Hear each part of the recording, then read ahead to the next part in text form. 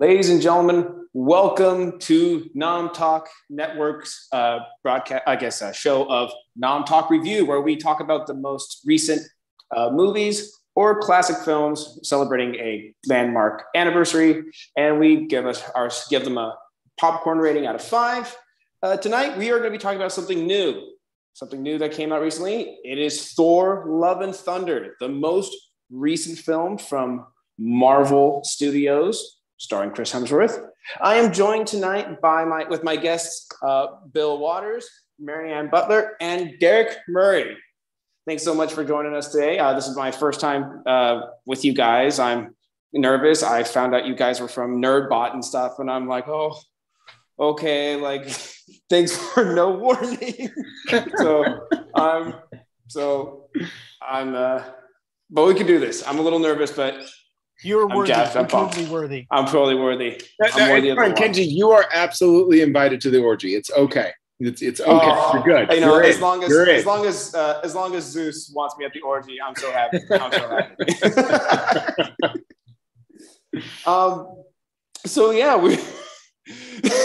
So tonight we are talking about Thor: Love and Thunder, starring Chris Hemsworth. We also have Natalie Portman coming back as well, which is fantastic. We haven't seen her in forever, and to see her in this capacity was great. But also, when it was announced, it was also bittersweet at the same time for obvious reasons, which we will get into later tonight.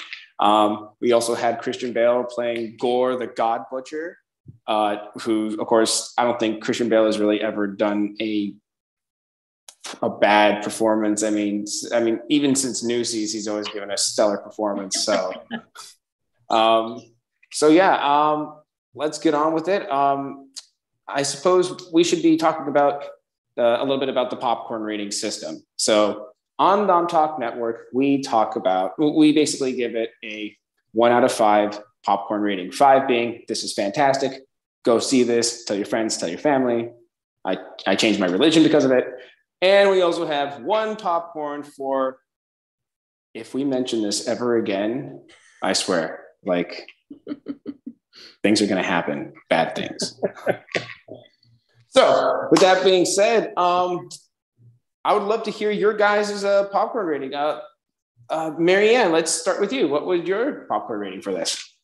So I gave it a 3.5 popcorn rating, and that might seem low because I did really enjoy it, but there were a couple of things that I had personal questions, complaints, qualms about that I'm sure we'll get into throughout the episode, but 3.5 for me.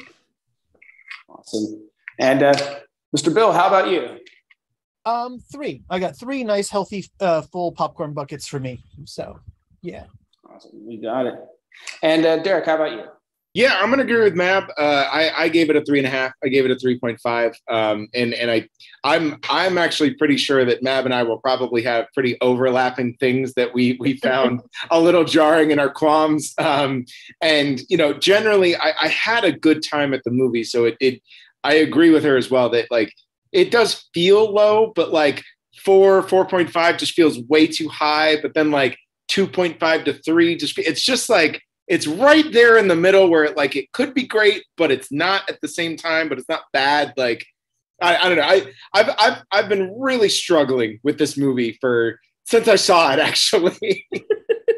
I feel that. And you know what? It's strange, but I am kind of echoing everybody as well. I'm going to be giving it a 3.5 buckets as well. I might teeter onto a 4 later on tonight as I talk more about it, because I did have a lot of fun watching this movie. There's no doubt about that. I had fun, but you know, there were some things that I had some issues with, which of course we will be getting into later on. But you know, so as it stands right now, a good solid 3.5, because it doesn't quite deserve that 3, but I'm not sure if it deserves that 4 just quite yet. So let's get on with it. So we have the story. Let's start off with the story. So we basically have Thor. We have him doing his Zen thing. They're really leaning into the Jeff Bridges aspect of this, of Chris Hemsworth's Thor character, aren't they? Like, I mean, last time we had the dude, and now we've got essentially, you know, Kevin Flynn, the the user, essentially, for doing his. You're really messing with my Zen thing, man. Exactly. He's like doing that line. Yeah, he's doing the meditation thing. I love that he says like, "Oh, I absolutely despise meditating. It makes me even angrier." But with that said, like, we see him. He's essentially being a hero, doing what he can to fill this void that's inside of him, and we later on find out it's because, Peter Quill tells him he's been hanging out with the Guardians for a while, and Peter Quill tells him, you need someone that you love. I have people that I love, and that's what keeps me going. You need to find love. And so I love that that's kind of like the central thing about it, but it's also, it's cheesy, but it works at the same time. I don't know. There's a lot of movies where it's like, oh, it was love all along, or oh, it was hope all along, kind of thing. But with that said, I liked how they kind of used it. But yeah, we've got, we've got Natalie Portman coming back doing her as Jane Foster. We find out very early on that she's got like stage 4 cancer, which, if anyone knows anything about the comic books, we knew that this was happening before they even mentioned it in the movies. Of course, with that being said, hijinks ensue. We have Christian Bale kidnapping kids. As he does, as this creepy man that he does, as the creepy man that he is. I also love that we also have like this interesting thing where we have Mjolnir reforged in a way coming back, but then there's this interesting I love that they make the hammers sentient in a way that they have these personalities and stuff. It's very interesting, but I'm going all over the place. Like the story wise, like the movie, like yeah, exactly. It is true. I am going story. Yeah, it is true. The movie was very discombobulated. It did seem like we were introducing a lot of different interesting elements, which I felt like were needed in a way, but also I felt extremely throwaway. Like, for instance, I kind of hated that we had introduced Lady Sif just to not use her again. Like it's the whole thing with Thor Ragnarok all over again. Yeah. Where we brought in the 3, we had brought in Hogan, we brought in, all these different characters, and they end up just getting killed immediately. We don't see them doing anything kind of like that. We also had the introduction of Heimdall's son. Axel is the name he wants to go with. It's the name of a pop singer that I heard that I really like. Okay, fine. Astrid is a great name. Your father gave you a great name. Yeah, it's I'm all for Taika Waititi. I love what he does, and I think he, really it's a weird thing in where we are right now, because I feel like because Taika Waititi has his hand in everything, and he's literally shown up in basically every major project in the last, 3 or 4 years. I think there's a little Waititi fatigue, and I think coming into Thor: Love and Thunder off the heels of something like Ragnarok, where when Ragnarok launched, it was fresh and different and so unique, and Taika Waititi's voice was just completely unheard of in the MCU. And then you fast forward and there's a little bit of kind of a turning point where people feel like, I've decided Taika Waititi is not for me. And Marvel was like, well, no, he's got to be for everybody. Here's Taika Waititi Unchained. And it's almost too much. It's almost too much Waititi. And I say that as somebody who genuinely loves what he does. But it does feel like Taika is very much about creating giant films and then cutting them down through test audiences. Hi, Stormbreaker. He made a 4-hour cut of this movie. And typically what he does is he'll literally keep editing it and editing it and editing it as he does test audiences to find like the best balance of what he has.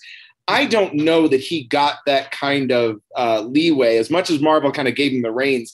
I don't think he actually got to like edit and cut the film that he wants. And a lot of the actors have come out and said like, yeah, there's a whole other movie going on that just literally doesn't show up. The Guardians are in it more. Peter Dinklage is supposed to come back. There's all kinds of things that are missing from that. And I think one of my biggest gripes is it feels like that. Like you can feel the gaps of things that are missing because everything's all over the place. And yeah, it kind of works and kind of doesn't. But when it doesn't, you can tell that like, yeah, there's Guardians missing here. And like, you can tell that like, yeah, there's parts of Omnipotent City missing here. And there's a planet missing here. And there's gore butchering gods that's missing here. And usually you don't feel that kind of editing missing in films but it just, everything about it just felt so undercooked. And so it's trying to do everything all at once, but it's not really baking everything all the way through to get like the actual cake. So then you just kind of have this push and pull where like half of it works and the other half doesn't. And now you're kind of like trying to figure out which one, does it bother you more than it loves? And you're not really sure which one you want. So I almost feel it wasn't enough, Taika. And that was the biggest issue I had, is because it did not feel like what he had established in Ragnarok. It felt more muted. It felt more safe and almost like you could guess what the next thing was going to be. Whereas with Ragnarok, you didn't have that. It was all kind of crazy and bright and Technicolor and Kirby-esque. And this one just didn't have, minus one or two moments, it didn't have that same feeling of newness and excitement. And I don't really think it's because we're familiar with his stuff. I think it's just because it got muted down, probably through the editing process, like you're talking about. I don't know. I was hoping for a bit more crazy than what we got. Bill, how do you feel? I mean, so overall the movie, I enjoyed it. I mean, I will totally admit that my favorite parts of the damn thing were Tooth Gnasher and Tooth Grinder, because those screaming goats were just the funniest shit to me. And they also screamed Taika. But to a kind of a point is, I haven't, until after seeing it, I haven't read the source material coming around into this, into the series. And so it was kind of like, it was fun. I enjoyed it. I didn't know much of the background on characters, but it's not something that I'm going to run back and go see again anytime soon. It just wasn't that kind of an engaging thing. But again, it wasn't one of the MCU entries where I just patently found annoying, tedious, or stupid. A la Ultron, the second or third Iron Man movies, the Dark World. Is that the second Thor? The most forgettable film in all of the MCU. Like, when was the last time you watched it? Because the second one? Yeah. I've seen it once since the same. And my kid and I rewatched both 1 and 2 before going into Love and Thunder. And 2 is not as bad as you remember. It's not. It's just you don't remember it. That's it. You just don't remember it. It's not a bad movie. Sorry to interrupt you, Bill, but the whole thing about each good Thor story that we have had, whether it is his individual film or his bits in other MCU films, they're always a love story at the core. There's always something that's motivating him or a character in his sphere that is a love story. And that is very similar to all of the Thor mythology. That is very similar to the comics. Like his storylines are always at their best when there is a love story there. And Dark World is better than you remember. I guarantee that you will move it up in your Marvel rankings if you watch it again right now. All right, I'll go watch it right now. I'll be back in a couple hours. No, right now. But it's like, so like Marvel movies for me come in 3 flavors, right? Ones that are just ungodly awful, or boring. Or Ultron, excuse me. Ultron, yeah. Sorry. The ones that are kind of like, they're fine. I enjoyed it. I don't regret having spent no money to go see it. And then there's the, I will, if you find someone that hasn't seen it yet, like Ragnarok, it's like you grab them, sit them down with it. I want to watch you because you're going to laugh and have a blast with it. This one was fine. Yeah. And had some cute parts. Seeing Portman back in it was fine. Again, all the characterization were fine, but it just kind of the Derrick's point, and you guys calling out, it's like it didn't all kind of go together for me as well as something. It also didn't, and by its nature, this movie didn't have the emotional hooks. It's not like, oh, hey, we're getting all the Spider-Man back together again. Sorry, spoilers. To, you know, and that sort of a thing to have that sort of a impact. This was kind of like, hey, he's hanging out with his ex again, but it's kind of like the Stormbreaker jokes. After the first scene or two with the hammer glaring at Thor, we got it, jokes played, and then they just kind of drag it out. But what's interesting is hearing you guys talk about it. So why give it 3.5? Yeah, that's 7 out of 10, right? You're doing math. Why are you giving it that high a score? If it's kind of like, it is, or you're waffling on the thing, why isn't it like 5.5? Because it did have those heavy, really well done emotional moments for me personally. Yeah. Everything with Gore, I loved. His motivation, while at times felt a little muddy, it was still very obvious and apparent. Like, you knew what his end game was. You knew what his motivation was for this entire thing. And his performance and his emotion throughout all of it really was compelling and kind of kept the entire thing together, I would argue. And Portman, there was a scene or two where I felt like she wasn't really on her game, but she was pretty solid the entire time.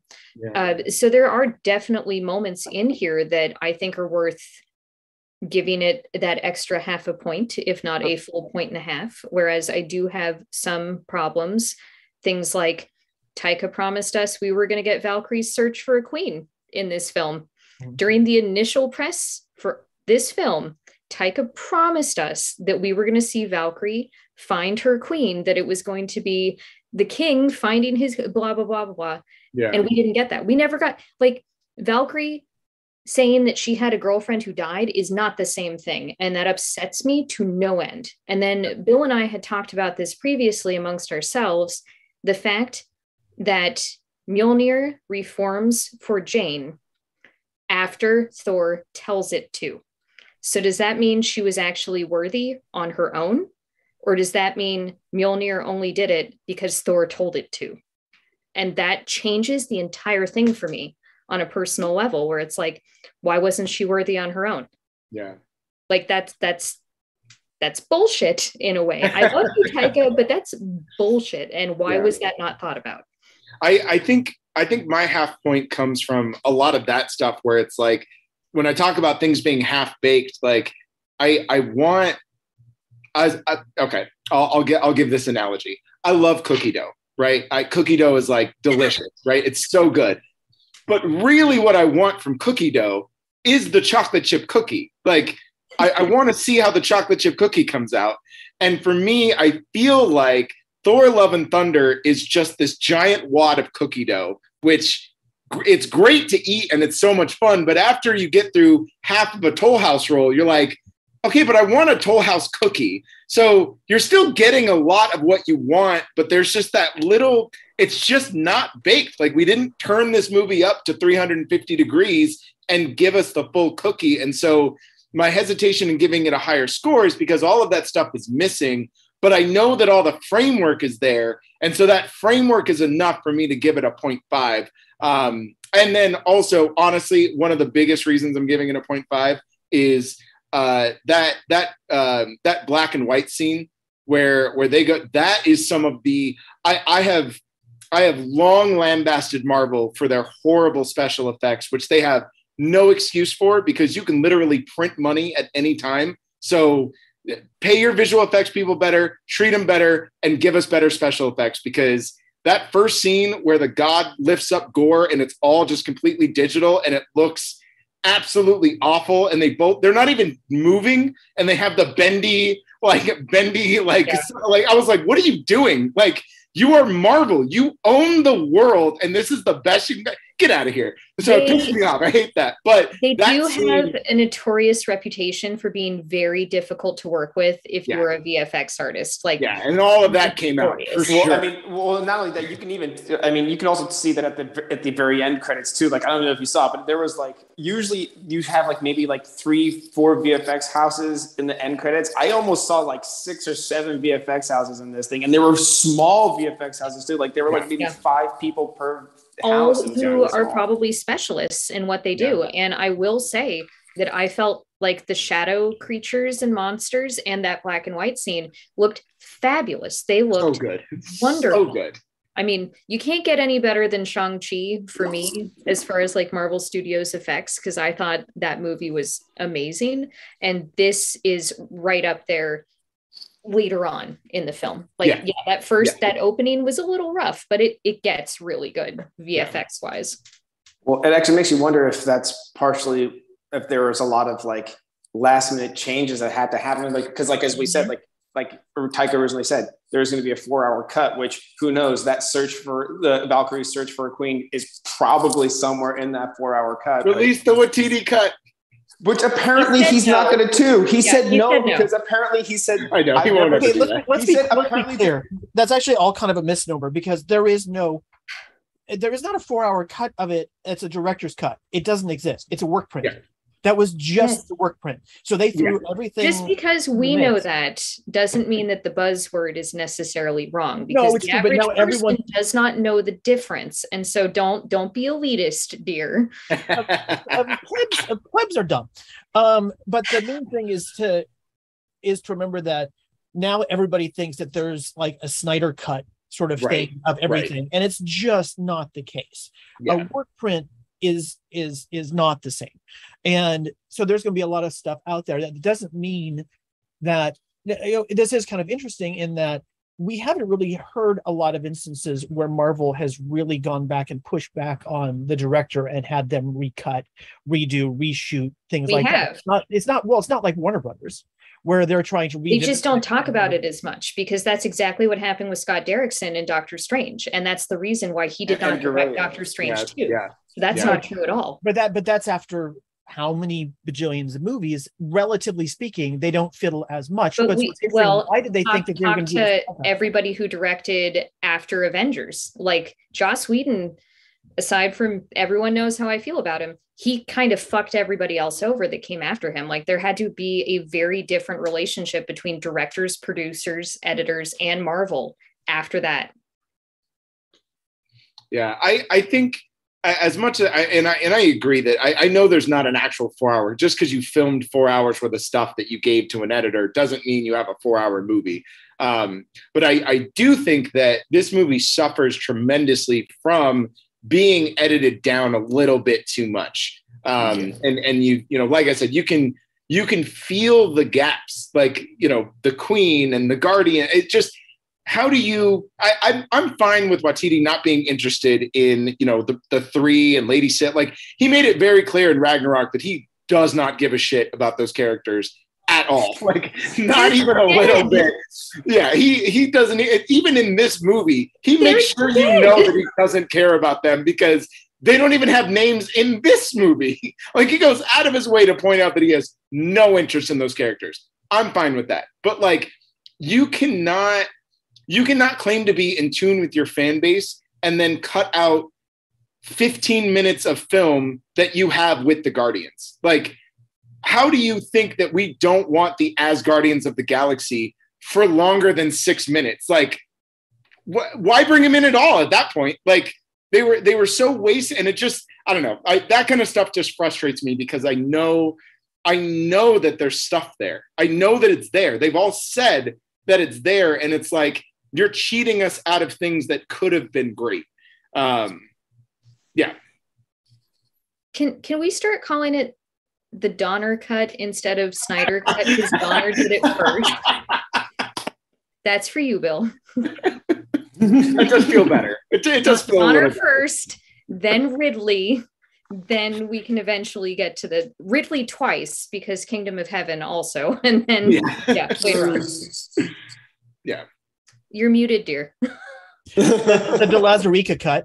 Oh, yes. Okay. Sorry. Now we're getting nerdy. Okay. Film you can't bring 3 nerdbot people together and expect it not to nerd out. That's. I know. Sorry. Oh no. I no. Honestly, I love it. I welcome it. I'm giddy. Like everyone's on the same level as me when it comes to this stuff. I feel like in this group chat for the first. I'm happy. I'm happy we're all here. Actually, this is also a great way to segue into, we were talking about characters. Let's talk about the casting first of all, we got Chris Hemsworth doing his thing again. I feel like I guess I don't know. Do we really need to dive really deeply into this? Because I feel like he's been rinsing repeating what he's kind of been giving us so far, and it's been working. I don't know. I wish he would have gone a little bit deeper in this film. We see nuggets of it. He gets a couple of really great emotional depth scenes, but I felt like he needed a little bit more, and he's capable of it. We know that in the moments that we get, it's really, really good, but you're showing us somebody like Christian Bale, and it feels like there's a level there. And sure, there's the whole thing where you can't have it be all one level the entire time, but I argue that you should, where everyone's at the same performance level. And I feel like he was almost there, and he was there a couple of times, but I don't know, it was lacking a little bit for me. But how great is it that we got all his kids in this movie? Like, that makes me so happy. And his brother. This is one of the few times, jumping ahead a little bit, but this is one of the few times where you have an entire, I don't have kids, and I hate kids in movies most of the time. I can't stand the adventures in babysitting trope. Like, it just irritates the hell out of me. Star Wars is like the biggest offender. I know. The idea that like the hero's journey can only exist if you have a child that you have to protect.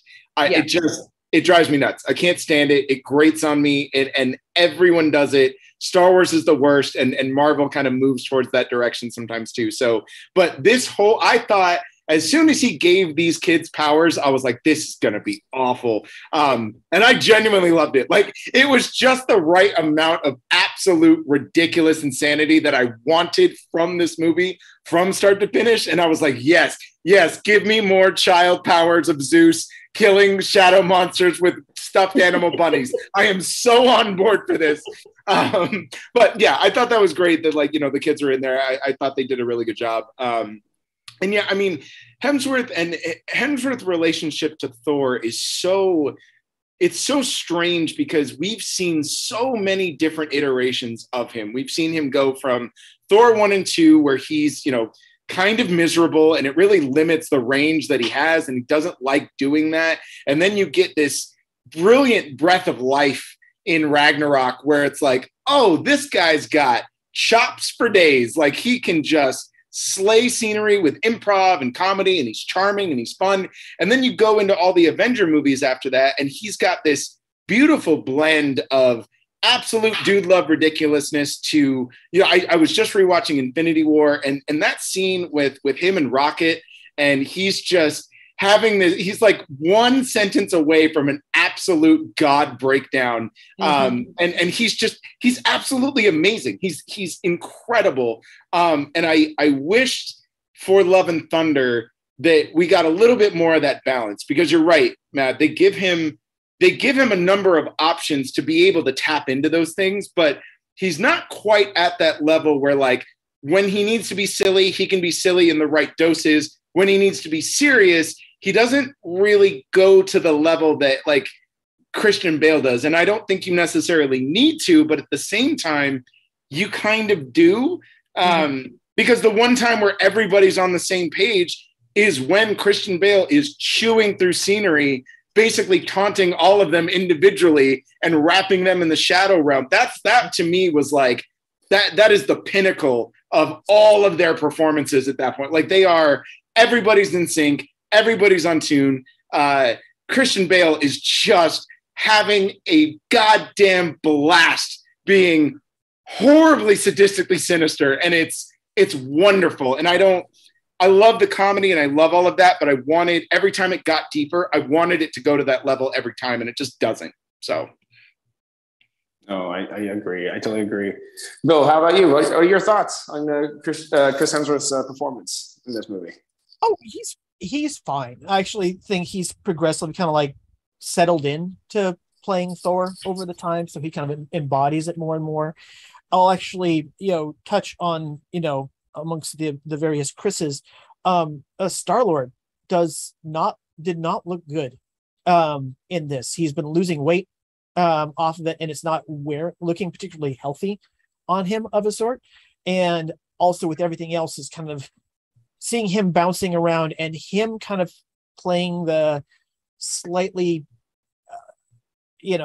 annoying man-child thing. It's grating more for him to continue playing it as opposed to Thor, who's still he's always kind of like the overly pampered Asgardian god type. And he kind of plays fish out of water a little bit more convincingly. And it's kind of more fun to watch than Star-Lord doing it at this point. He's more feeling like some sort of over entitled broski.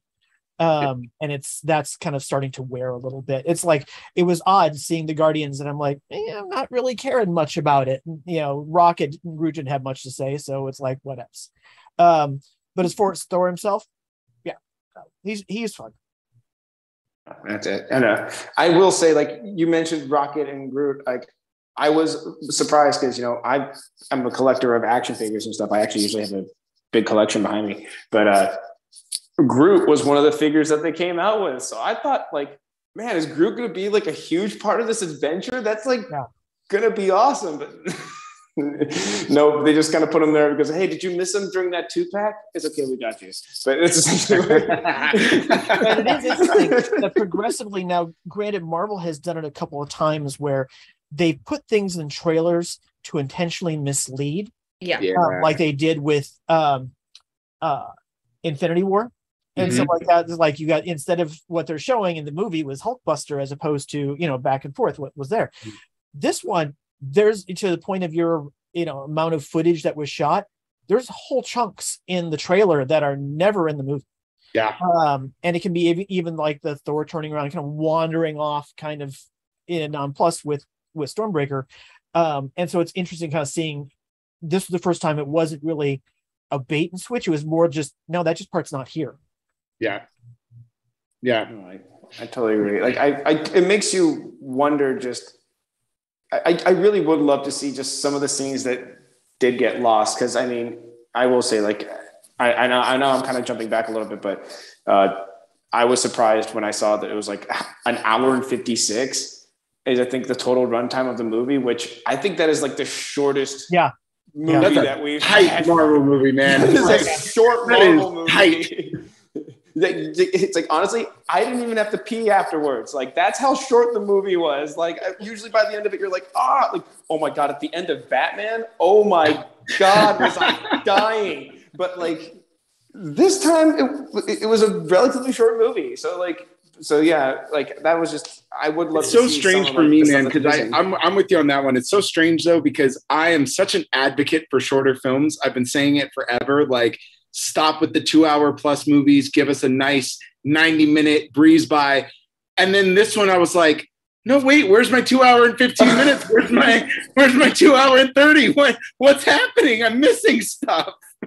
It was that conversation you and I had, Derrick, after Falcon and Winter Soldier and Eternals came out, where we were like, Eternals needed to be the television series with 8 hours, and Falcon and Winter Soldier needed to be the 2-hour movie. 100%.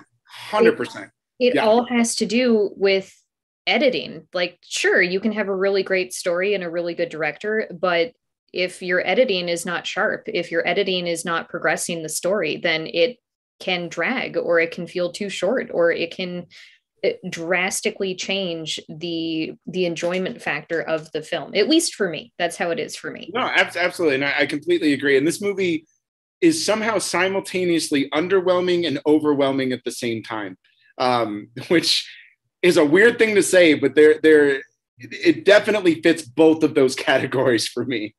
It had too much Guns N' Roses. Oh my gosh. Too much Guns N' Roses. Not enough ABBA. Only no, I was going to say that. No. He warned me. He warned me going in because he knows how I feel about ABBA. And I was still angry to the point where my son was like, Mom, shh, people can hear you. Stop. And I'm like, you don't like ABBA? Oh no. Man, I love ABBA. Yeah, I agree that I love when music is used well, and I do think that personally for me, I would have actually liked to see it, to not have it be in the trailer, so that I was much more surprised when it shows up in the movie, because I do think it's used well, but we already knew that was, and it's so epic in the trailer, and the way that they do that solo for Sweet Child, it's great. Like, it's absolutely great. But then it's just repeated all the time throughout the movie. And it's like, that's a surprise I wish I would have had. But so am I a horrible person for complaining about it, where in Ragnarok I loved the use of Immigrant Song? Like, good. It's so much better. It's how it's used also, because normally when a song like that is used in a film like this, the musicality of it with the editing is really good. And I felt like this was not good, that the hits that were coming in certain crescendos in the music were not where they should have been. And that really bothered me. Yeah, I think too, there's a lot of like, and I feel bad because it feels like I'm just trashing this movie, but I really did have a good time. I swear I had a good time in the movie. I did really enjoy it, but it feels like, I feel like, because this movie isn't about anything. Like, nothing actually happens in this movie, which is typically not that bad of a thing, but like, everything is just, we'll get to it. Like, the kids get captured, and then we don't go back to the kids for like 45 minutes. Like, the whole second act is just void of children, like, and going to Omnipotent City. Like, are they eating? Are they drinking? Like, what is going on? Like, the whole drive of this film is to save the children, and they're like, we're good. We'll find them. No worries. And it's like, to go be invited to an orgy first. Yeah, right. We got to do an orgy. Look, it's fun and it's funny, and I get it, but it doesn't, because this movie isn't really about anything, and because it's so narratively messy, it's difficult for us to find those crescendos that you're talking about, where the music is matching the editing, but the editing is so frantic and so just almost pointless that when we get to Omnipotent City, the fact that everything just fizzles out and it doesn't really add anything to the story or add anything to the overall plot. Like, I was half expecting Gore to show up and do something to the guy. And then I was like, oh yeah, like cue Guns N' Roses, let's do this. But that's not what happened. They fight a couple of gold soldiers and they ride off on screaming goats. And you're like, okay, so was this whole scene just to give Russell Crowe a chance to do a weird Russian Greek accent as Zeus? Like, which I'm not complaining about, because I loved him. No, I loved it. Yeah, he was fantastic. Yeah. No, he was absolutely fantastic. And I will say, I agree with you on that front about it. First of all, as far as the music is concerned, they had a perfect opportunity to use any of the music by Shocking Blue. You know, the people who did I'm Your Venus, that song. Like, there are so many good songs that they did, and they didn't choose any of them. I was like, those are some good deep cut songs that would have been good for the fight scene. But were they out at the time that a Quill awesome mix would have been made? Because that's kind of the constraint also, because that's why I get that music. And also, is the band willing to license that song? Yeah, right. Did not do. If they're going to license their song for a razor commercial, like literally a women's razor skin in a razor commercial, I think they will lend it to Marvel. I think they might be particularly into women's razors. You know. They are great. I've used them before. They're amazing. We are getting cheated, guys. Actually, we are getting cheated from amazing razors. Fine. You want to pay the $3 extra pink tax? Go for it. That's why I go with the green one. No, if it's made for women, it's called the pink tax. Yes, like, seriously. Oh, yes, I've heard about it. Yes, it does exist, but they are.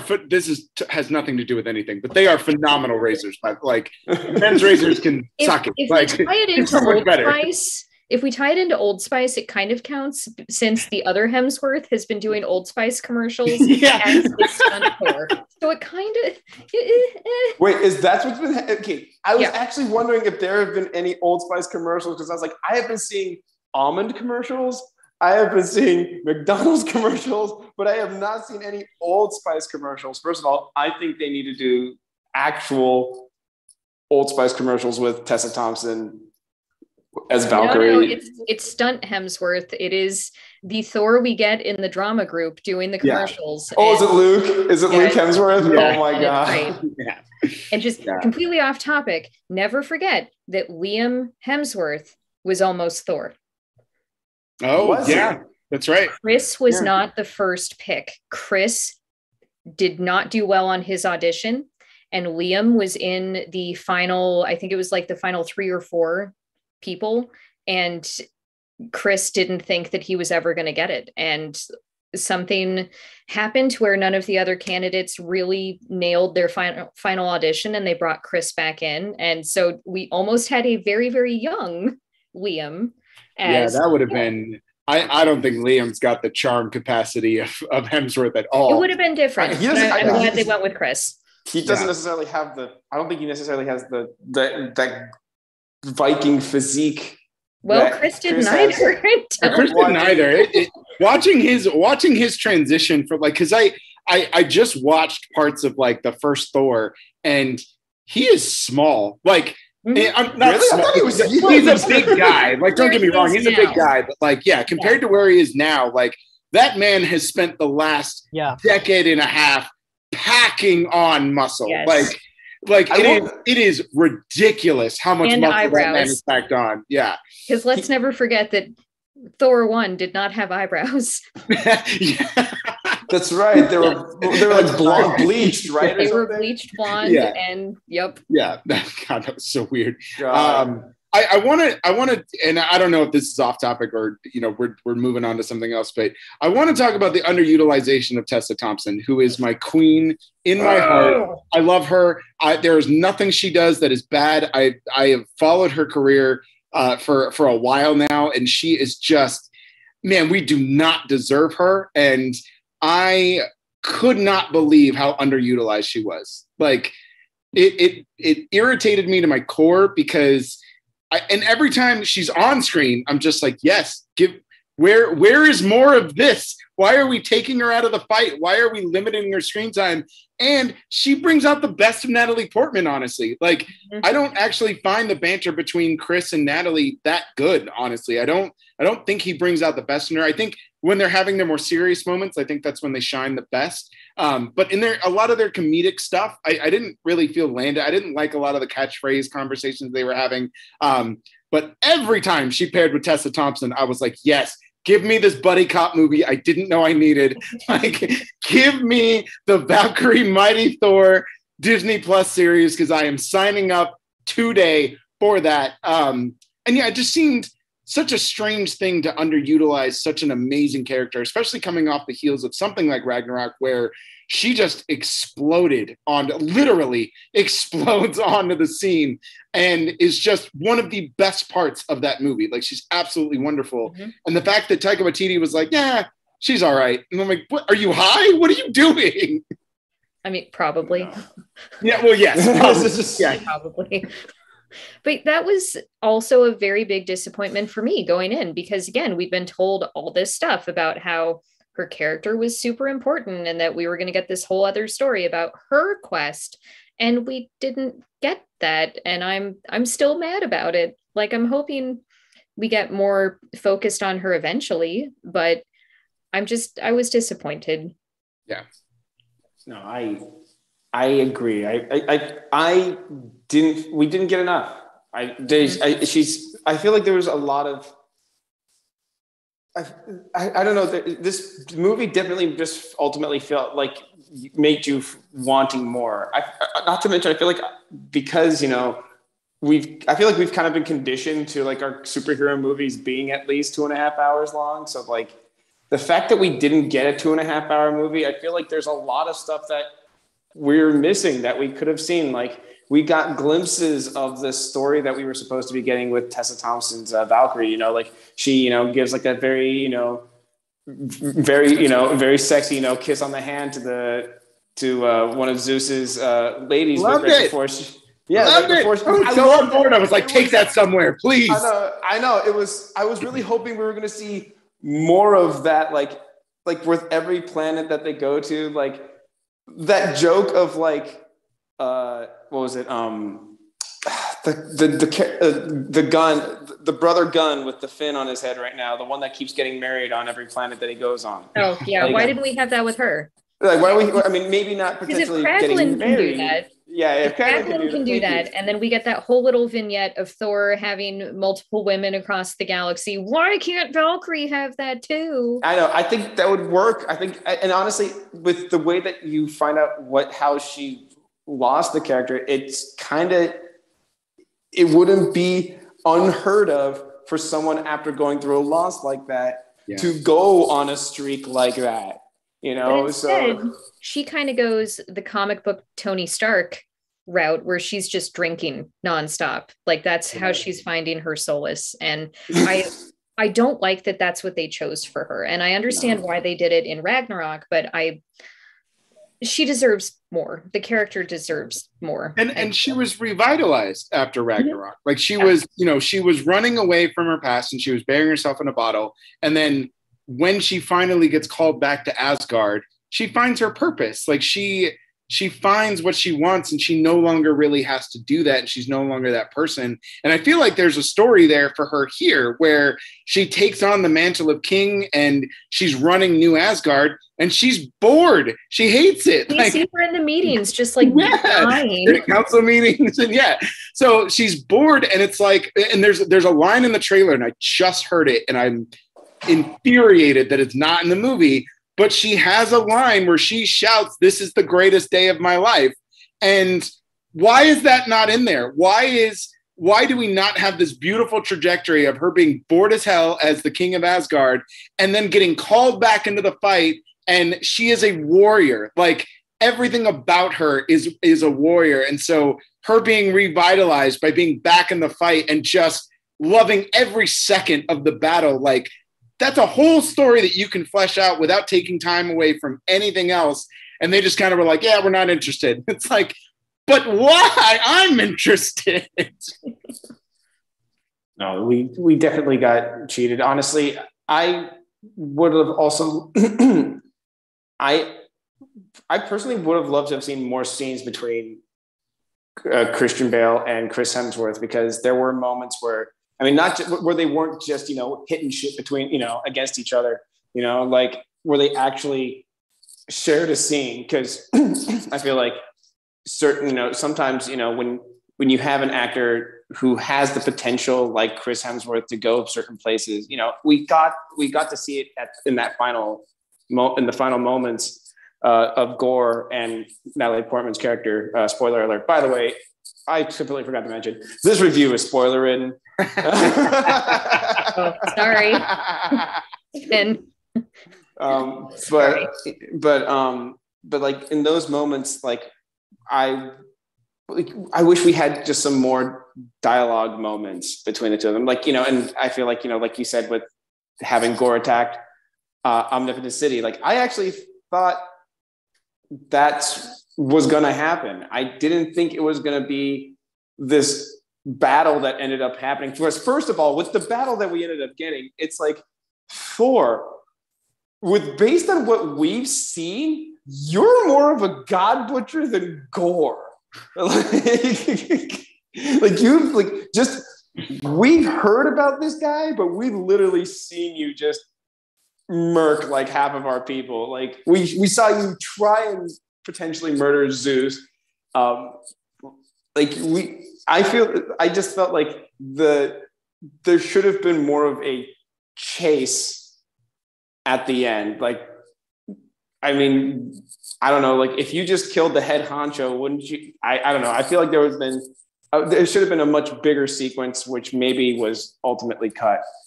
Who knows? But I do love that. Bill, you mentioned the goats earlier. In and of themselves, like I found myself laughing every second, every time that they screamed. I don't know why. It's so simple, but something about those goats. I'm glad they didn't do it a whole other scene though, because the amount that was in it, I felt was perfect. Like any more would have been too much. Yeah. Well, once they had the one of them basically running into the planet, and then impact and planet, pause for a half a beat, and then the scream. It's like that was awesome. I was loving it. Oh, I mean, that was literally that cut that tension with a butter knife kind of, with a knife kind of moment, you know, like it was just, it was definitely necessary. We required it. And like, I 100% agree, you know, it was utilized just the right amount. I'm actually gonna switch gears a little bit, and I'm gonna give this film a compliment because I haven't done that this entire time. That's not true. You've given it a compliment. I feel like I'm trashing this film more than the 3.5 says that I am. But one thing I do think that this film does actually better than Ragnarok is that type of thing that you're talking about, Bill. Is this as wild and all over the place as it is, as far as editing and narrative and storytelling and whatever, it is a lot more mature in the way that it handles its deeper moments. And that has always been my frustration with Ragnarok. I love Ragnarok with my whole heart, but I can't stand the way that the humor undercuts anything important. Any big thing that happens, there's a joke. And it literally takes you out of, you know, and the scene I always talk about is when Asgard gets destroyed, there's no need for a joke there. Like, we should just sit with the tragedy of watching Asgard get destroyed. But Korg's got to make a comment. And it's just kind of like, okay, well, that just took all the wind out of the sails at that point. And I feel like this movie balances that out much better. We don't get a lot of that. When serious moments happen, we're allowed to kind of just sit with them and just rest with them and just let them kind of marinate. So there's a little bit more of a maturity here than there was in Ragnarok when it comes to the balance of humor and heart.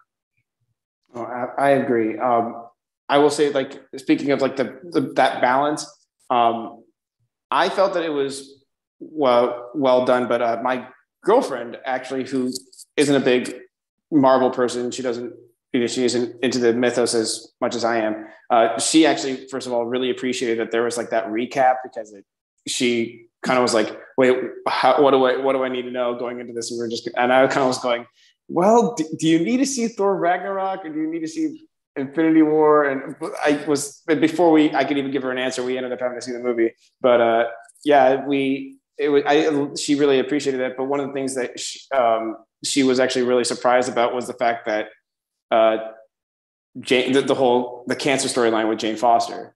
She was like, I didn't think that a superhero movie would go to this place. Like, you know, like people usually go to these movies to like think about this stuff.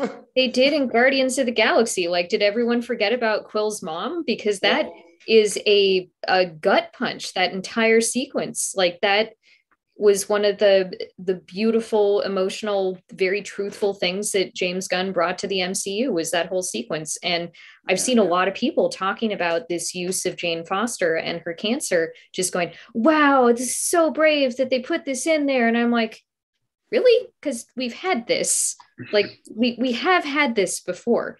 That's not to take anything away from this story and this usage. Yeah. And I was one of the people that, as soon as the comic was announced, when we were getting the Mighty Thor with Jane Foster and everything, I went out and bought all the issues, and I loved them. And so I was very excited to see this storyline brought to the film. And a couple of those moments with the beautiful recreation of Joyce Chin's comic art cover. Oh, amazing. Oh yeah. It was, I would definitely agree. Like I didn't go as far as you did. I definitely have read the Lady Thor comic line, but you bought every issue? Wow. Yeah. I mean, that must have. It's good. I would love that. I mean, because it's a great storyline. No, I think the writing is absolutely fantastic in it. And to be perfectly honest, I had completely forgotten about the whole Peter Quill mom storyline. I mean, after what? How many movies deep are we now? Which is fair. I'm not trying to beat up on anyone who did. It's just the fact that it is in there. We have had this before. So this isn't the first. This is just another one. That's not to say that it's bad. That's not to take away from it or anything. It's just, yeah.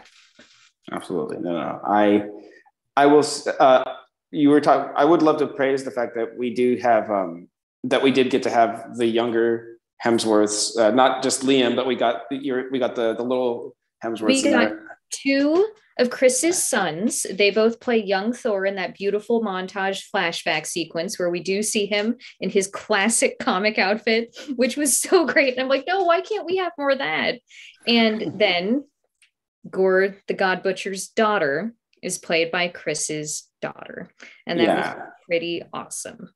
No, it was. I will say, like, I actually didn't know that she was going to be in the movie originally. I had originally known about the sons, which, of course, to me personally, it's just me as a movie viewer, which I know it's hard to find kids that can act and look like your main character. But the biggest thing that always drove me nuts was that you would see a kid and then you're told, oh, by the way, this kid is now Ewan McGregor. And you're like, is it though? so we actually got, actual young Thors that look like young Hemsworth. That are young Thor. Yeah. That are actually young Thor. I mean, like, this is, I know I sound ridiculous complaining about something like this, but I actually really loved that. I mean, even though it's only for like a glimpse of like a, blink and you'll miss it kind of thing, it's still, for me personally, it always takes me out of it. So I'm actually really glad. He's working on the next dynasty of family actors because, we've got the Skarsgårds over here, we've got the Hemsworths over here, and none of the Skarsgård kids have had kids yet. So Hemsworth already has a leg up on them, and that means that family battle has to continue at some point. Yep. And the Smith kids want nothing to do with movies anymore. So. I mean, this was long before February, okay? Like, Jaden wanted nothing to do with his dad after Earth? Yeah, no kidding. Oh, gosh. But I will say, like, the performance that we got from his daughter, though, India Rose was phenomenal. Like, she, I mean, that is one of the things that I will say, like, sometimes I feel like parents who are producers for film, sometimes they will put their kids into movies because it's like, oh, I want my kid in a movie when they can't act for shit. But, she was good. Good. Like, as far as kid actors, child actors go, she actually was fairly good. And I actually didn't have any complaints, honestly. I actually could probably say that about all the kids actually that were in this movie. Like, they were all very good. All the ones that ended up having to say something, I feel. I don't know. What do you guys think? I mean, am I the only one that has an issue with child actors? No, I told you I hate children, like both in real life and on screen. I can't stand them. So, for me, the fact that I loved the big kid action scene, like, that's a big deal. That's you got a lot going for you in a movie when I'm okay with that. Well, here's a question: how much would you like to see if the one with the bunny stuffed bunny wasn't there? I don't know. The stuffed bunny was pretty great. That's the part that you're thinking about when you're thinking about it, is the little girl with her stuffed bunny and everything else. Now, take her out, play the rest of the scene. It's like what made the scene fun is her. Yeah. I disagree, but that's I'm specifically talking about the kids. I'm talking about the kids. I know, but I'm talking about the kids also, and that I almost didn't need that moment because it was great on its own to have these two. So we know that Gore's entire thing is that he's trying to avenge his daughter, that he wants to bring her back somehow. If it's killing everybody, cool, he's going to do that.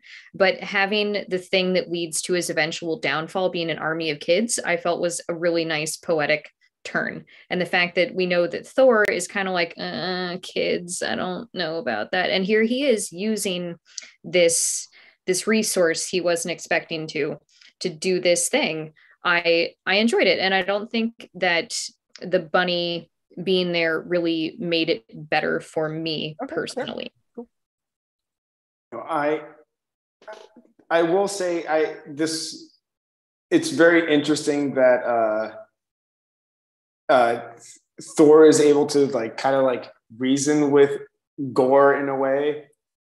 What do you think about it? Kind of like this whole it's like the gods, betrayed me, so I'm going to murder every god until I find Stormbreaker, open up eternity, and make a wish to kill all the gods. You could use that wish for just bring her back. Just bring her back. Oh, I am so. Oh my god! I just There's like 15 dead. Oh my god! I'm so sorry. Not even including the ones that you murdered too, Thor. I mean, I am so. Oh wow. Yeah, that turn. I mean, I don't mind the turn, but it also like I kind of wanted it to be one or the other, right? Like he needs to kill the gods to get to eternity, or he needs to just get to eternity. Not you really can't have it. At least for me, I didn't feel that you could have it both ways, because him just trying to get to eternity to get his daughter back, that's not the same motivation as taking revenge on the gods for being absolute twats. Like, and you know, the film overall kind of justifies his thing. And I think that's one of the revelations that Thor has. Thor thinks he's going to go to these gods. And that's really the only thing we get from Omnipotent City, is that he thinks he's going to go to these gods and they're going to help him. And really all it does is solidify that Gore's kind of right. He's just not killing the right gods, I guess. So that's dangerously close to the whole Thanos was right thing. I know it is. But I like that they did that, and that makes them. So here's the thing: it makes him a much more compelling villain, because one of the biggest issues with the MCU is there's really only like 3 villains in all of the MCU that matter, and the rest of them, like, you probably couldn't name if I put a gun to your head. Like you just couldn't, because they're so forgettable, and they're so one note, and they're so just whatever. And at least Gore has a motivation where if you really kind of sit back and be like, yeah, okay, I get it. Like, you're going about it the wrong way, but like, I understand, and Killmonger, I think, is the other one. And even Thanos, like, as much as, yes, Thanos wasn't right, but at the same time, you understand, you at least get what he's doing. His motivation is clear. It's not just, well, I want to take over the world because that's what I'm supposed to do. Like, that's not what's happening.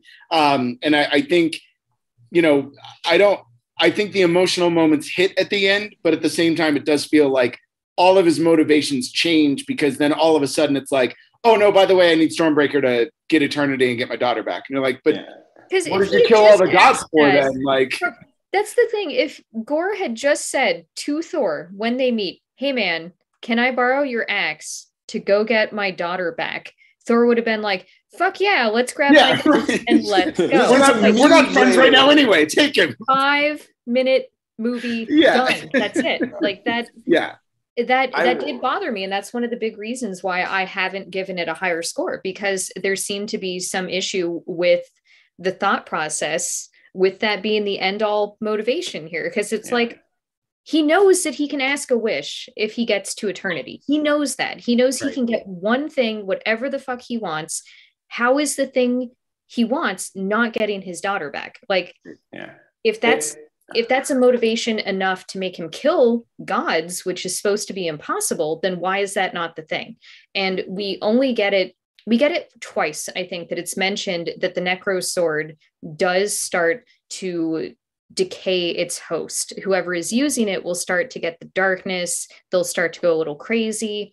If they had played off that, I think, a little bit more, it would have made more sense. Because I think that's the step that's kind of missing there, that there is a reason why he has decided to go on this crazy kill all the gods thing, rather than I need to get my daughter back. Yeah, I would say, like, if the whole point was I need to get Stormbreaker, I would understand. First of all, this is what happens when Taika Waititi doesn't give a shit about the other warriors of Asgard. Is it could have been that if he needs Stormbreaker, it could have been that, yes, but he's still got the Gore, the God Butcher, so he has to murder. He's murdering all of Thor's buddies to draw him out to get Stormbreaker. That would be one thing. But unfortunately, we killed all those characters, so we can't use them. But that would have been his friends died in Ragnarok, except horrifyingly. They all got killed in Ragnarok. That's why both dogs got there. Like, and honestly, it could have. It's a really simple fix. Honestly, you could just say that no one is allowed to get to eternity because the gods protect eternity with everything. And so Gore is like, okay, well, I'm going to kill all the gods until I get to eternity because I want my daughter back. Problem solved. That's literally a line of dialogue, and then you get to have it both ways. But they didn't do that, and now he's got 2 motivations that kind of don't work together. And that's, I feel like that kind of happens all throughout this movie, where everything is just, they're all telling different stories.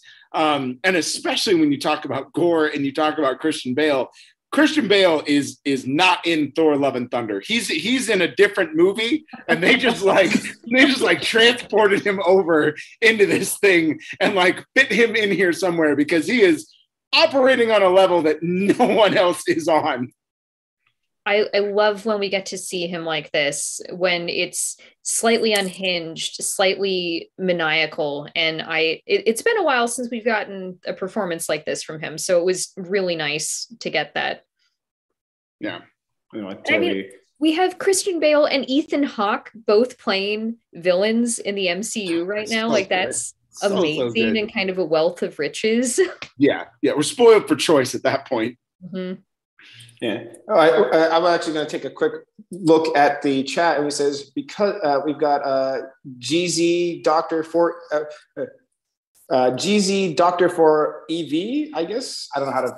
It's a very interesting handle, but anyways, they said Taika Waititi got in trouble in a relationship with Tessa and Rita Ora. So okay. Oh, it's so no, he didn't. He did not. Taika Waititi was dating and is now engaged to actress Rita Ora. They were hanging out with Tessa Thompson during a film festival. They knew that the press was watching, and they hammed it up. And so there are a ton of pictures of the three of them that looks like they are in a triad. Yeah. Oh, that is not a real story. Yeah, no. Taika loves doing that shit. Yes, that makes a lot. Honestly, that makes a lot more sense. And so does Tessa, and so does Rita. So they're buddies. Like, they're really good friends. Yeah. I'm not saying that they couldn't also be a thing, but that's not applicable, I would say. Yeah. And he also pointed out, because of time travel and magic, you didn't have to feel sorry for Natalie Portman's character, because Thor can either go to eternity later and ask to bring her back, or he can go to Doctor Strange and have him reverse time. Unfortunately, we don't really have, other than the time stone, we actually don't have very good ways of traveling through time. I mean, Stark's time machine is technically destroyed. I guess it's not. I guess it's still around, but we've already determined that changing time doesn't change your present. Except for Steve. For some reason. And Loki and everybody else. So no, I don't buy that at all. Every time I watch that scene, I'm just like, you're not obeying your own rules, so stop making one up. Like, do the Back to the Future thing, or don't do it at all. From him, but that's what everyone's wanted from the Boy Scout from the beginning, right? And he finally does it. So I'm like kind of proud of him that he did it. But we don't establish whether or not, if one person reaches eternity and asks for the wish to be granted, obviously Thor could have saved Jane if someone else who reaches eternity can also get a wish, because then Jane wouldn't have died. Thor could have asked for something else. Like, so it's kind of established that the first person who gets there gets to ask the question, but then it never works again. Yeah. It's only the first person. It's like the first person who makes it, you get the wish. Hey, I was like 5 steps behind him. Can I get a wish? Yeah, but does it reset, or is it just never working? I think it's never again. I think is what I agree. I think it's one of the it's like the ultimate Infinity Gauntlet in a way. I feel like I actually didn't like the end credit scenes, and not. I know. I will fight. I know. Listen. Here's why. 2 reasons. One. Do not give me a tease of Hercules if you have no intention of actually making Hercules. And but it's Brett Goldstein.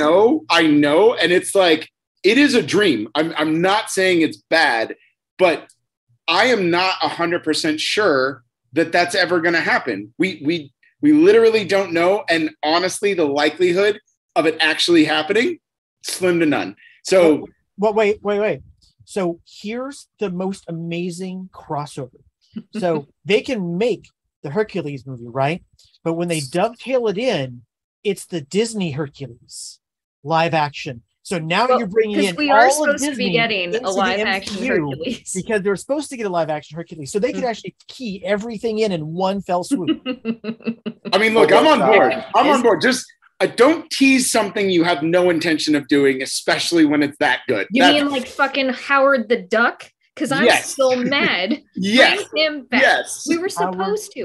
We were going to get a Howard the Duck series on Hulu with all of that stuff, and it didn't happen. And I'm still pissed. So that bothers me because it's like, I love this so much, but I can't, I don't want to invest in it because the likelihood of you actually doing it is very slim. So that pissed me off.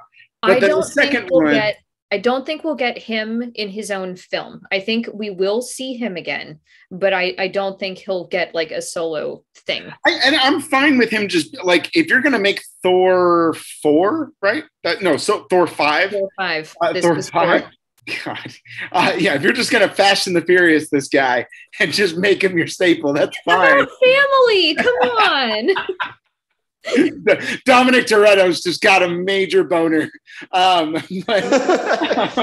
down, Groot. Just calm down. So for me, it's like don't tease something that great if you're really not going to do it. That was my beef.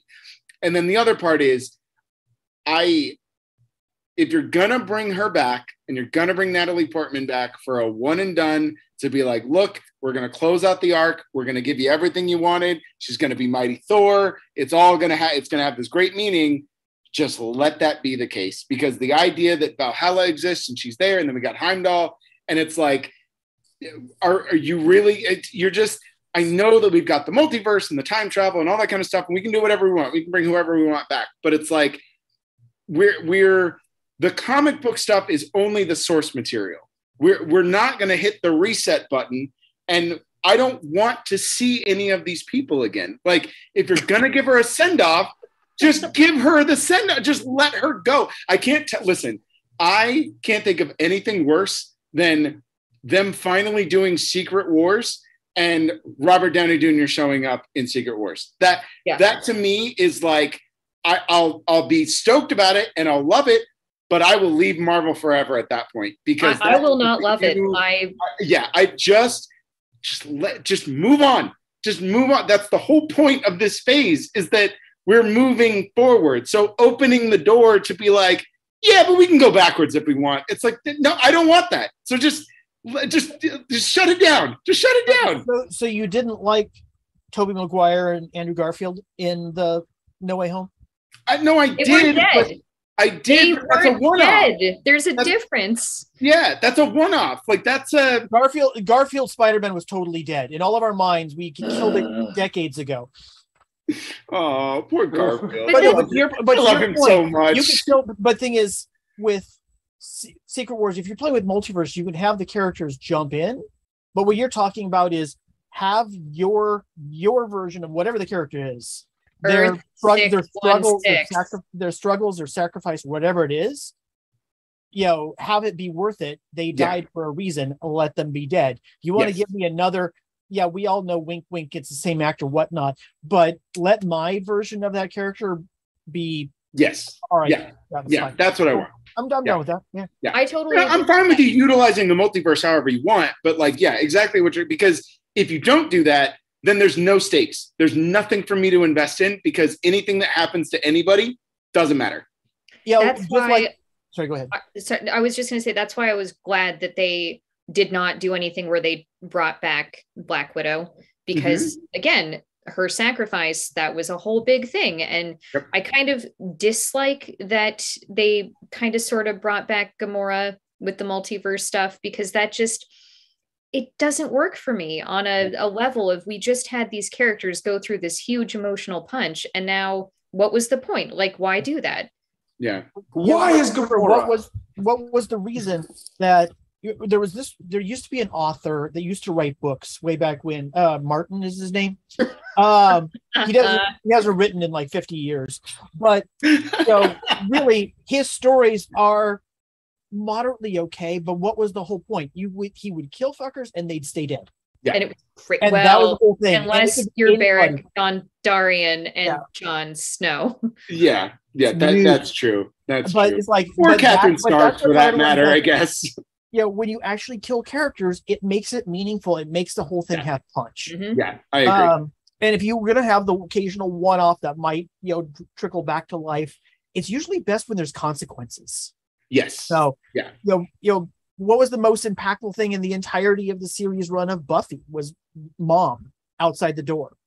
Do they bring her back or not? And the thing was, leave it not. That was the singular point of that show. Yeah. Well, and even I mean, you even take another show similar like Supernatural. Supernatural does that where they bring back these characters, but the consequences of doing that is worse. Like it ends up being not a good thing to bring the mom back. Right. She comes back and it's bad. It's a bad thing for them to do that. We kind of get a little bit of that in Doctor Strange in the Multiverse of Madness, where he reanimates the corpse of himself in that one universe, and then all the demons come after him. So like that's supposed to be the consequence, but he masters over them and they become his cloak. Yeah. I love the joke that came out of that though, which was you use the book and you get black fingers. I use the book and I get an eye in my forehead. That doesn't seem fair. I know that in comic books there are no stakes because you could always just hit the reset button, but that is something that should be relegated to comic books. Like there's a reason you're adapting the source material, and you've already taken plenty of liberties with the characters and all the stuff that you're doing with them.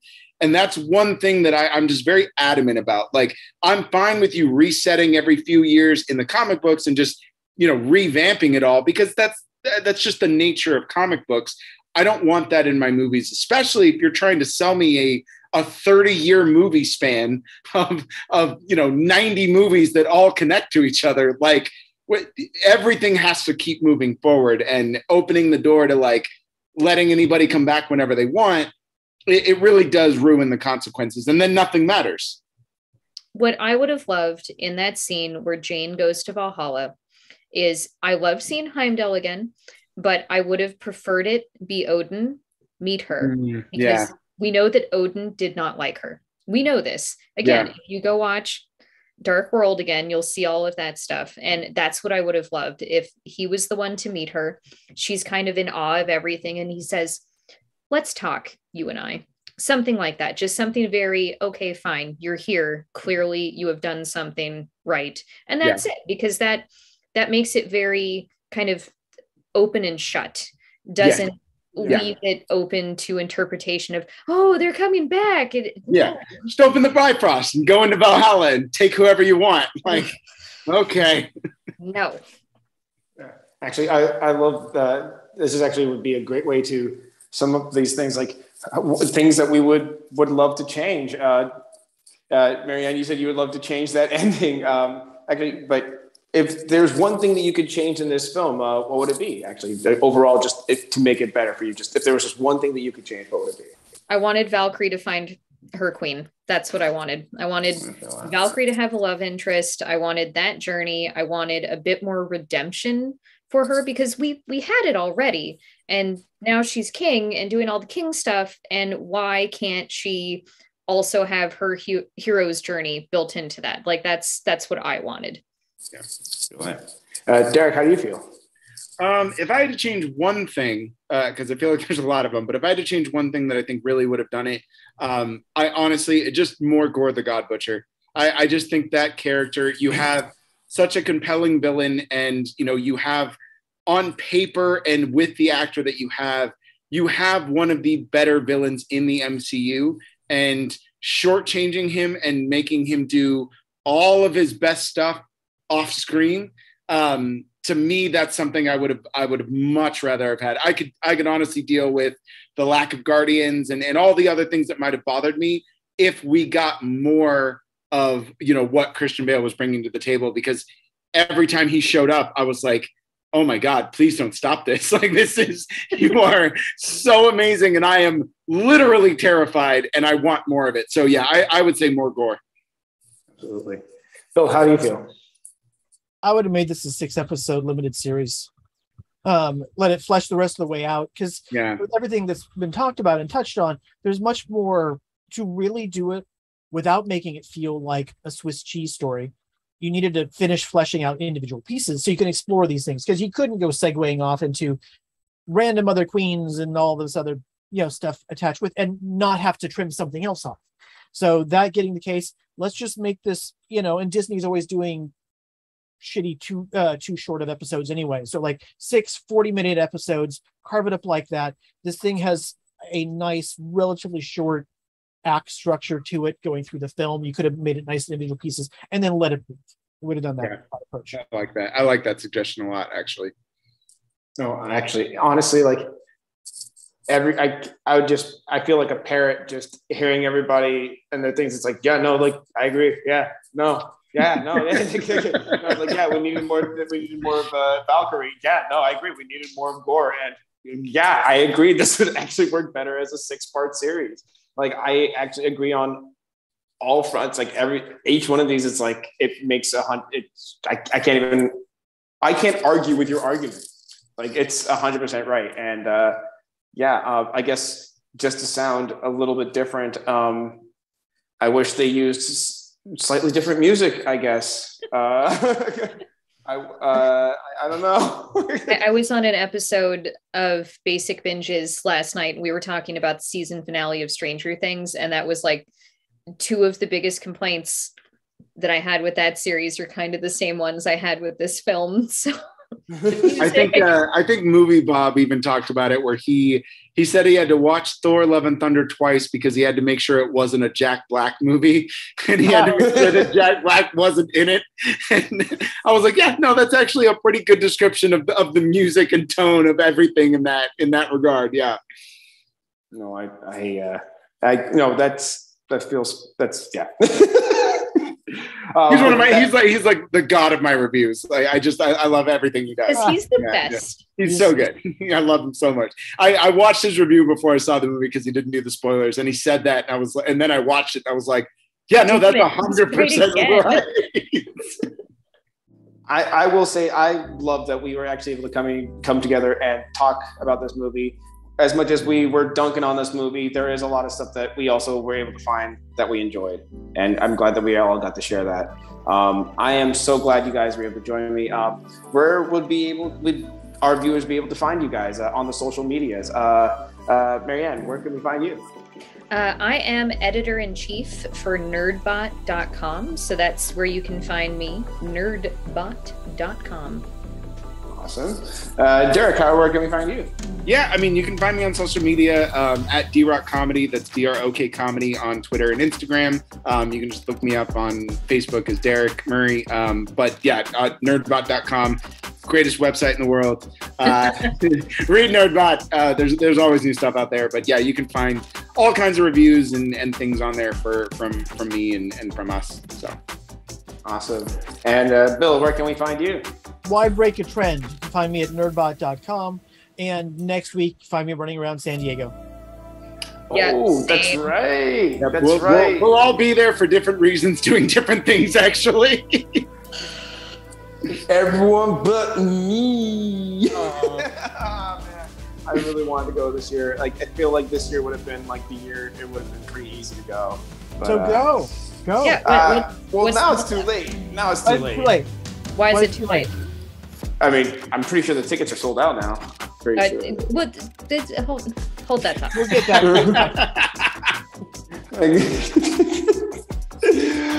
You're talking to Nerdbot, baby. We got you. I, however, am Kenji. You can find me on social media, Instagram and TikTok at Kenjinator. Find me on Twitch at the Kenjinator. And on Sundays, my father and I, we do a podcast where we do a Dungeons and Dragons campaign that he is the DM for. That's Sundays. So awesome. Oh my God, I love that so much. My heart, that's so awesome. I love it so much. I'm so glad. I'm so happy you guys are psyched about it. No, that's so, dude. That's like just the fact that like your dad is the DM and you guys do that that's like the best dad-son relationship I've ever seen. I love it. It's it actually with that said, though, the campaign is my dad, my two sisters, my cousin, my dad's friend, and I. So it's the six of us doing this. That's awesome. And you have no. It was so. It was kind of shitty though growing up. Who got who into it? My dad got me into it. My dad got me into it. Okay. He was all about it. He's been into it since first edition. Like he is about it. So like, but with that said though, like when my friends found out about that in high school, they're like, "Hey Kenji, like we're having a Dungeons and Dragons game on Friday," and I'm like, "Can your dad come?" I would love to be. Yeah, exactly. I was like, "I would love to be part of it." I mean, I guess, but we were really hoping if your dad gets you guys, man. Are you serious? It's so great. I love that so much. Oh, that's so good. I love it. I love it. I'm glad we're watching it. Yeah, no, yeah, I'm putting it on. I'm totally gonna check it out. Yeah. Oh yeah, I'm hoping that we get this Sunday going because right now my dad's he's working. My dad is working out of town right now. He's working remotely from Paris right now for the job that he does. So time difference thing has been a little bit of an issue. Yeah. We haven't really been able to coordinate something. I'm really hoping that this Sunday we can get a game going again because it's been a while. I miss my Dungeons and Dragons. I'm really hoping you guys can check it out because we have a lot of fun. Because we also use a virtual game board, so like you get to see like animations as we like attack people. Like, well, not like full-fledged attacks, but like it looks like a little token, and like you'll see it like move a little bit, and like a slash thing happens across like the goblin icon. And that's great. Yeah, it's. Where have you been all my life? This is amazing, dude. It's so awesome. Thank you, producer Steph, for continuing to bring cool people into my school. This is. Oh my god, I love it. I'm considered cool. I'm so. No. Sorry. Your dad is. Sorry. Right. Yeah. Give your dad our regard. Let him know Nerdbot likes your dad. Tell him Thaco, man. Thaco for the win. Thaco for the win. I will let him know. I'm so glad we got to end on that note. Tomorrow we're going to be talking about Tron, the first movie, classic starring Jeff Bridges. I'm excited to be talking about it. I hope you all can join us again soon. With that in mind, I have been Kenji, your host. Thank you so much for joining us tonight. You have a great evening.